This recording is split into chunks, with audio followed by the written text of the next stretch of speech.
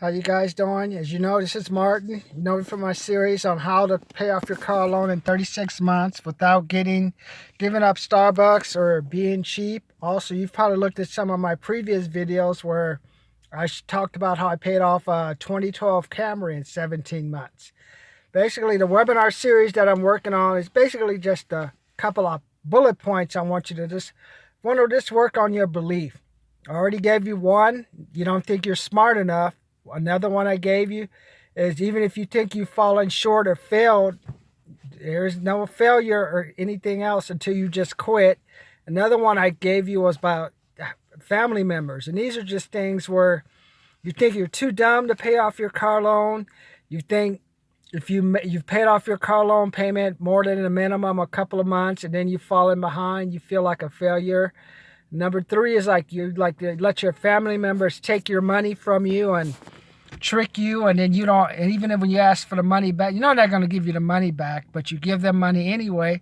And I talked about, is a family member friend or foe? You got to decide, hey, if you're going to give the money to the family member, are you really not to get that money back? So that's something you should ask yourself. And another one is a friend. What about those friends who make you go out like, hey man, let's go out, I bought a new car, let's go out and drink and stuff, and you're spending money on that?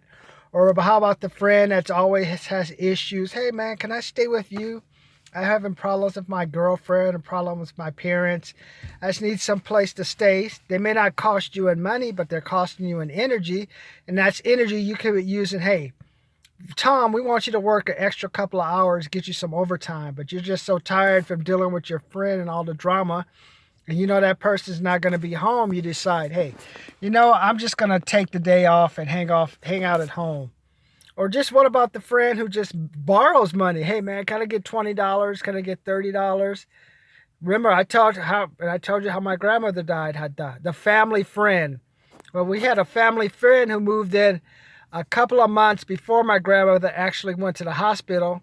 And her job was supposed to help out at the house, keep the house clean, make sure bills were paid, and other chores. And then the grandmother actually went to the hospital. And then after that, the person basically thought the house was theirs. They thought, okay, my grandmother was in a convalescent home after surgery.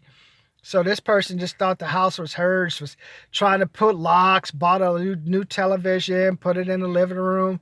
And I'm like, what's going on, man? You act like my grandmother willed the house to you or something. This rent has to be paid. Power, gas, tax bills have to be paid. So I ended up finally, what I should have done if I was smart, I would have just kicked her out, or I would have just sold the house. But because the house went 3 years into probate, I thought, okay, I'll let this person stay in the house, and maybe by having them pay the rent, I can use that rent to pay the lawyer, which will help me get the house out of foreclosure, get the probate issue solved quicker. Which, of course, yes, you've listened to me what I talked about from 2009 to 2012, how that didn't work out. So I ended up like, okay, I was like, I had her pay $150 and my uncle pay $150 for the rent. That was a total of $300, and the home queue bill was $296. So I was making a profit of $4. Well, the family friend never paid the rent. And then I kicked the uncle out because he's like, oh yeah, he's beating me up and I had to call the police. So I remember I went over there one time to pick up the rent. She gave me $100.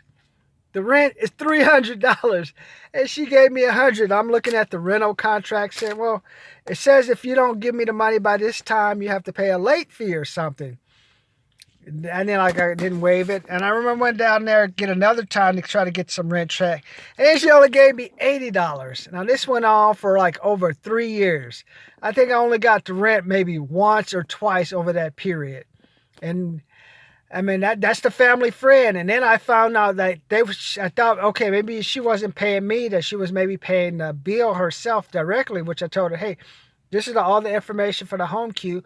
Why don't you pay them? Which is my responsibility. I should have double checked. But I said, hey, this is a family friend. She supposedly helped my grandmother. My grandmother thought she was probably like a person that she wanted some companionship with. So I said, okay, hey, I can do that. And then it was just Nothing. And then I got a call from HomeQ one day. That was the company that had the loan in the house. And they're like, we're going to repossess the, like, you know how they put the house in a foreclosure? It was about 30 days from going into foreclosure. And it was such a one of those ghetto houses, so they probably would have pushed this one into foreclosure, sold it for investment, have someone tear it down and do something different with it. So that's why I knew, yeah, this one they were pushing into foreclosure. Cheap land, and you could put a duplex up or Section 8 house. So I ended up, and it all said and told, I ended up spending $3,525 to get the house out of foreclosure. Then after that, I took over the payments for like another couple of years, not counting the property taxes that was paid. And then there was all these repairs that coming up. I said, okay, so-and-so stuff blew out in the kitchen. Are you going to pay for it? Are you going to do this? She didn't do anything. That was the family friend.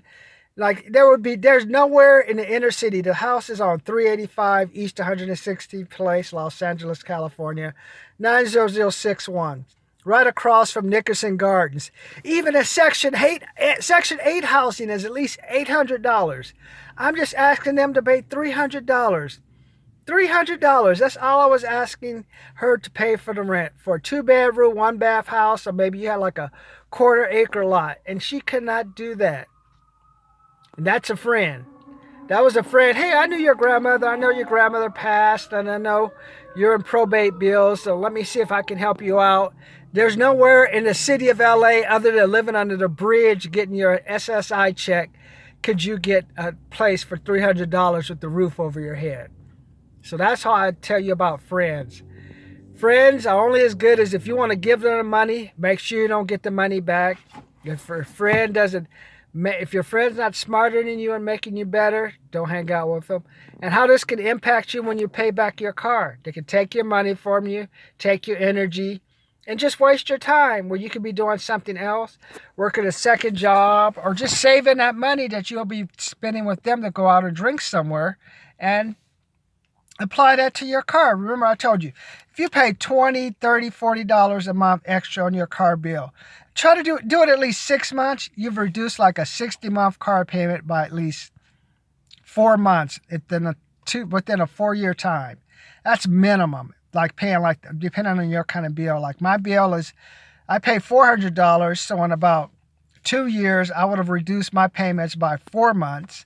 And if I pay even more, like applying an income tax or overtime check, I can reduce a 60-month payment down to 54, 56 months. Because remember what I said. According to the IRS code, a car depreciates its full value at the 60-month mark. So if you have one of these Lexuses or any car, the dealer's going to make you get gap insurance. So otherwise, if the car got into an accident at the 60-month mark, you had a 72-month loan period, you would get zero amount and the dealer will be out the car. But since they have you with the gap insurance, that's just insurance where you're paying the depreciation.